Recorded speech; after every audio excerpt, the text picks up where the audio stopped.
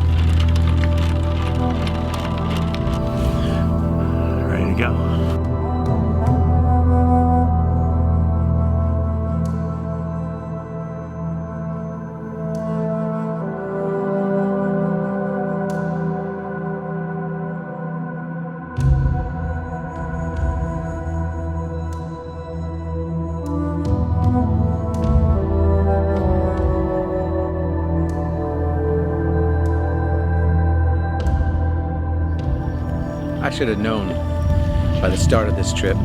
We started a couple hours late, and what should have been a 2-hour trek out to our first stop took about 4 hours because of all the mud flats and running aground, and that should have been a sign of what was to come.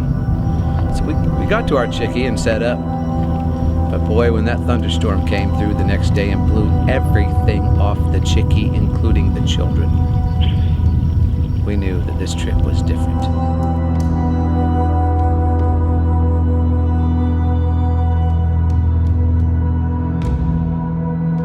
After we dried everything out, we continued on our trip. We should have known, though. So we made it through alligator-infested waters. We caught a few fish. It was fun. But then the boat broke down. Second sign of what was to come. Can you hear me? My motor just broke down. When you travel through the Everglades, you always travel with another boat. So even though we were broken down, we had a boat to tow us. But we couldn't make it back to civilization in one day. Luckily, we came upon an old abandoned house. And this was a lifesaver. I mean, this was a game changer because it was a house that we could stay in. And so we were so excited.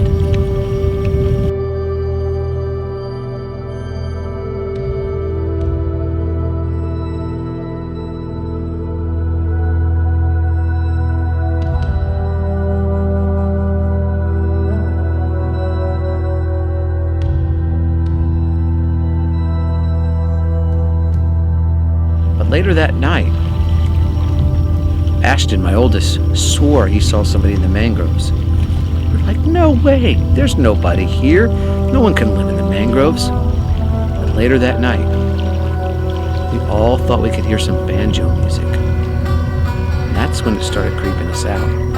Because what should have been a great place to stay suddenly was becoming creepy, very, very creepy.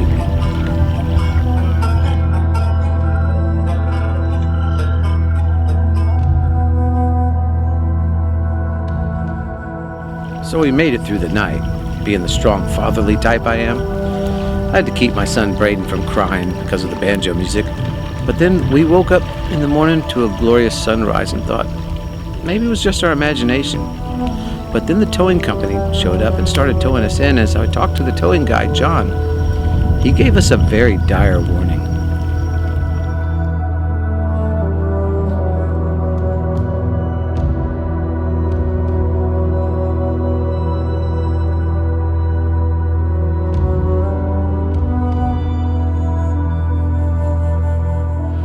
So, Jimmy, once you get repaired, Yeah. what's your plan? Where are you headed?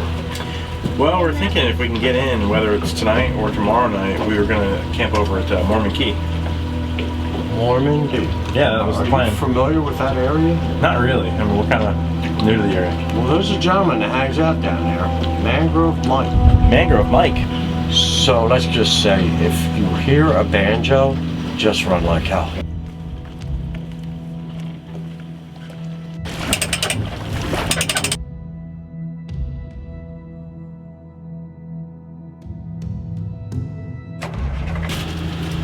Hey Dad, why were you guys talking so long?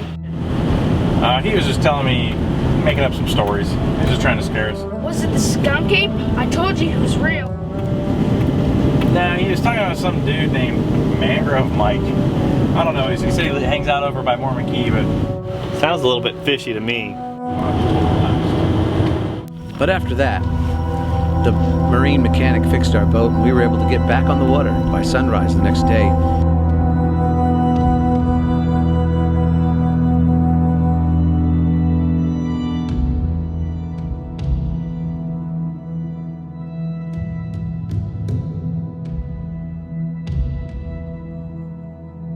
To meet our friends out at Mormon Key. So that's what we did. We got out there and it was a night just like tonight. And it's something that I've never spoken of. Oh, the horror. The horror.